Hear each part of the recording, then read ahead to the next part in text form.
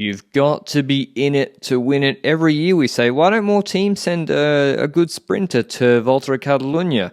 It's a world tour race, and often the sprint field is not that strong, and this is from Sort to Lleida, 170 Ks. It was pretty much the only guaranteed sprint stage. Good weather. We're leaving the western part of the Pyrenees, near where they finished in Pordenay yesterday, going south to Lleida, which is a reasonable sized city in the west of Catalunya. Because we're going through hilly terrain, there's still one climb in the stage to mix things up. The final really wasn't that challenging, so it would be a sprint. There are a fair few teams who have a sprinter here or a sprint option. Day off for UAE most likely, and maybe an opportunity for the Spanish invitation teams to get in the breakaway, but most of them weren't there. There was a strong showing of the sprinters teams chasing this breakaway, which only had an Equipo Confirma rider represented from those teams. But then Thomas de Gent decided he wanted to get rid of Berardi. I don't know why exactly. Maybe he was trying to teach him a lesson, like he taught a lesson to Rubio in the Giro a few years ago. So he does that big effort to drop a rider he's probably never going to be in a breakaway with again, but I guess the principle, if he's not carrying his weight, is more important, just like letting Ganna win the Giro stage. But those two go clear. UAE, as I said, didn't have to pace today, and the breakaway is pretty much under control. 2 riders, all the climbing done, 2:30 gap, and like 4 teams chasing hard. Cofidis for Coquard, Carthy on EF chasing for Marin van den Berg, Intermarché for Arne Marit, and Alpecin de Koenig for Axel Laurence, who we actually see quite relaxed, the French rider, having a bit of francophone banter with Valentin Perry-Pentre. I'm not sure what he said actually. He was trying to wind him up to the camera. It was that sort of day. Break court, intermediate sprint, Sprinter Koos, the new evolution of GC Koos. I think Pips Tiberi on the line, but Whirlpool's sneaky good sprinter takes the majority of the seconds. So podium battle still was on a little bit. But the break court, they're all chilling. Euskaltel rider goes clear, and it's still the same teams chasing 4 teams, now with EF having more riders represented at the front.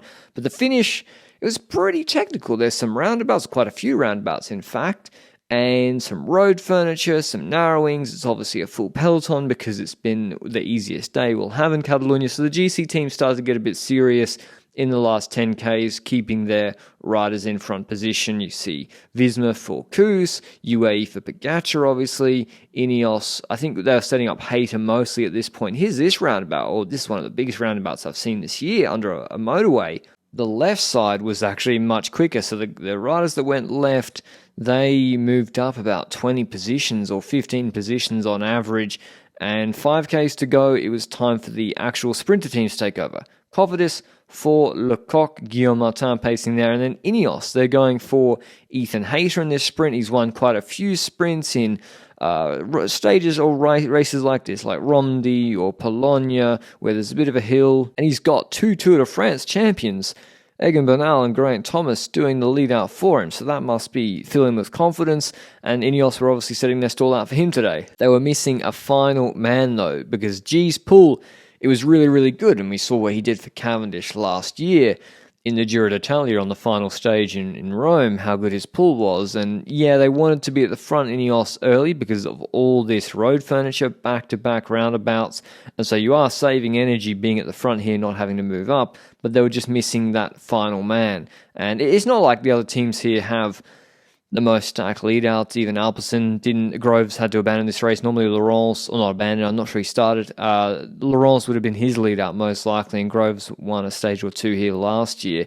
But you can see that Thomas has been on the front for ages. Normally, a rider doing a lead-out in a sprint stage can't stay on the front uncontested or unopposed for over a kilometre deep into the last K, but he gets to about 600, 700 meters to go, and there's just no other train. There's DSM with Lepinch, the Latvian national champion, third wheel. Lotto had Mosca. There's Dorian Godon for Decathlon. Marin van den Berg, probably the quickest man, as well as Coquard on Cofidis, but they don't really have any lead-outs doing very much. Coquard is freelancing, same with van den Berg, so really, really impressive pull from G. Did his job. It's just the way it worked out. Actually, they were probably hoping someone came earlier to put Hayter on the wheel, but that's not what happens. Lotto come late in the last 500 meters. Van den Berg is chilling. He's just on near Coquard's wheel. surfing between that and Cyril Barth. He moves ahead of Barth, the Groupama FDJ rider, and Arne Marit onto Leipin's wheel, going on the inside, although it's a massive road. It's not that technical at this point. And the Lotto rider goes incredibly early, 300 meters to go. Coquard comes out of his wheel even earlier, and he's probably not as quick as Vandenberg on a downhill or fast sprint anyway. Vandenberg gets to slip the run into his back wheel, doesn't even have to change direction when Coquard opens up, and he wins his second World Tour race pretty comfortably. He won in Polonia last year, the Dutch sprinter on EF Education Easy Post, and he wins ahead of Leipinch and Marit for one of those other sprints that we have every year where you think, damn, there's some teams that haven't got a World Tour victory yet this year that might have thought about sending a sprinter to this race, but got to be in it to win it, like I said at the start. Vandenberg was. EF have one sprinter, and he's actually had a pretty good return for them on his Neo-Pro contract. Wins Ed Marit, Leipinch, then Coquard, Laurence, Barth, Hayter, Godon, Aula, and Mosca. Here's what he had to say after the stage. Hi Marin, congratulations on the victory of this first sprint finish at the Volta Catalunya 2024. Tell us about the victory and how did you get to that outcome? Yeah, it was a really fast day. The plan was to go for me the whole day, so yeah, the team rode in the front to control the break, and yeah, I felt quite good the whole day, and they kept me in front, and in the end it was kind of hectic with all the roundabouts, but yeah, I knew that Brian Carr was a really fast guy and tried to aim for his wheel because the team yeah, was a bit apart in the end, so I tried to aim for his wheel and kept it until the finish, and then just came over it the last few hundred meters. Tell us about this year so far, first victory of the year for you. How are you feeling in terms of compared to other seasons at this point, coming in March? Yeah, I think I made a big step in the winter again. It was going really well in the beginning, and then I crashed quite hard in Algarve and had a concussion, so I was out for a little bit.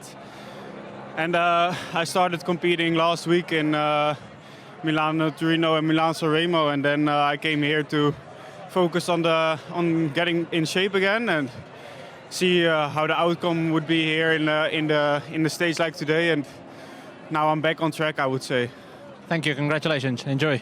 Yeah, today was a day to recover a little bit. It was 3 very hard and demanding stages the last 3 days. So yeah, today was a really nice day for us, for the team, and I think for the whole peloton was quite an easier day.